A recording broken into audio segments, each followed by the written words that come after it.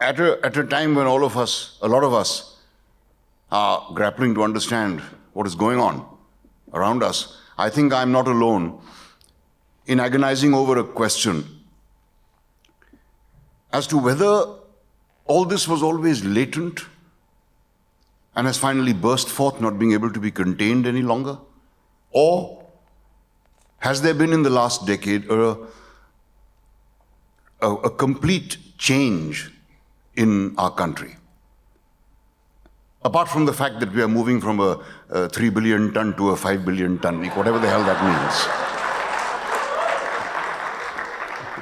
I'm not a social scientist, so I do not know the answer.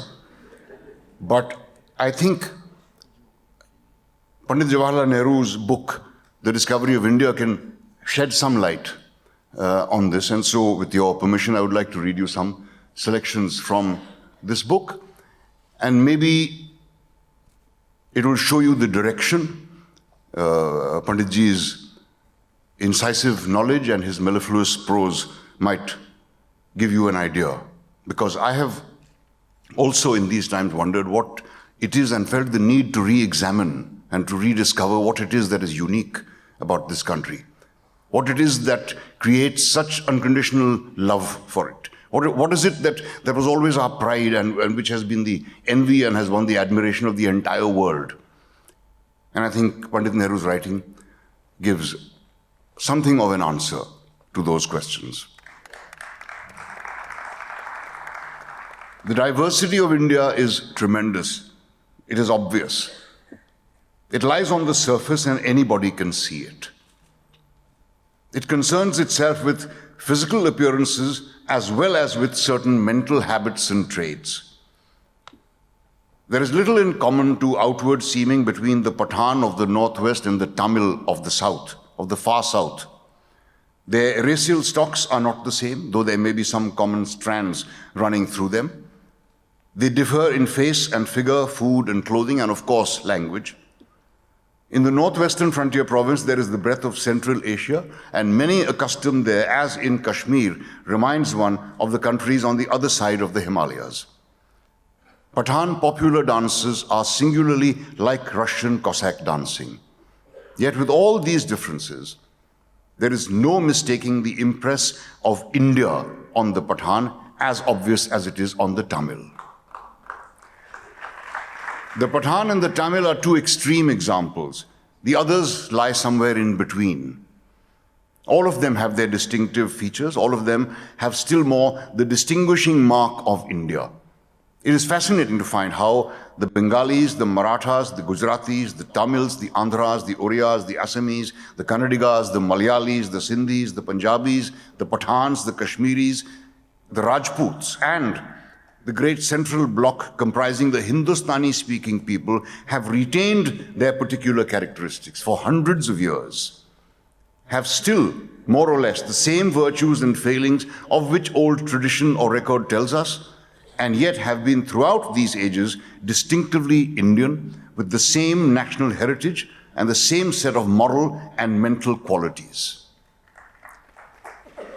There was something living and dynamic about this heritage which showed itself in ways of living and a philosophical attitude to life and its problems. Ancient India, like ancient China, was a world in itself, a culture and a civilization which gave shape to all things. Foreign influences poured in and often influenced that culture and were absorbed. Disruptive tendencies gave rise immediately to an attempt to find a synthesis. Some kind of a dream of unity has occupied the mind of India since the dawn of civilization. And this unity was not conceived as something imposed from outside, a standardization of externals or even of beliefs. It was something deeper, and within its fold, the widest tolerance of belief and custom was practiced, and every variety acknowledged and even encouraged. We find in India, as elsewhere, two streams of thought and action: the acceptance of life and the abstention from it, developing side by side, with the emphasis on the one or the other varying in different periods. Yet the basic background of that culture was not one of otherworldliness or world worthlessness. Even when, in philosophical language, it discussed the world as Maya, or what is popularly believed to be illusion. The very conception was not an absolute one, but relative to what was thought of as an ultimate reality, and it took the world as it is and tried to live its life and enjoy its manifold beauty.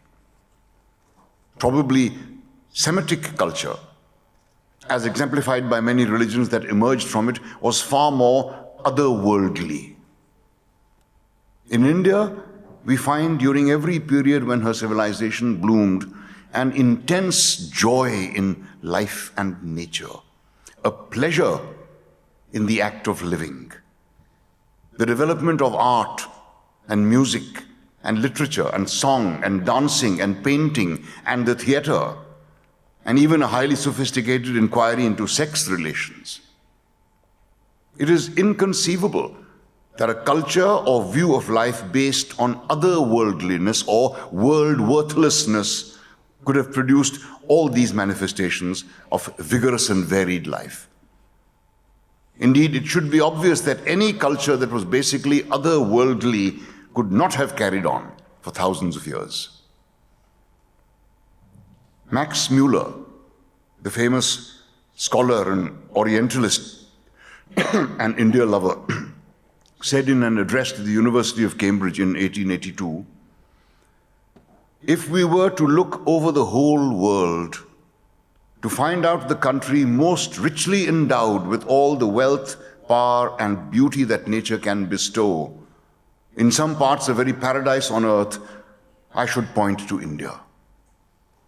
If I were asked under what sky the human mind has most fully developed some of its choicest gifts, has most deeply pondered over the greatest problems of life and found solutions to some of them, I should point to India.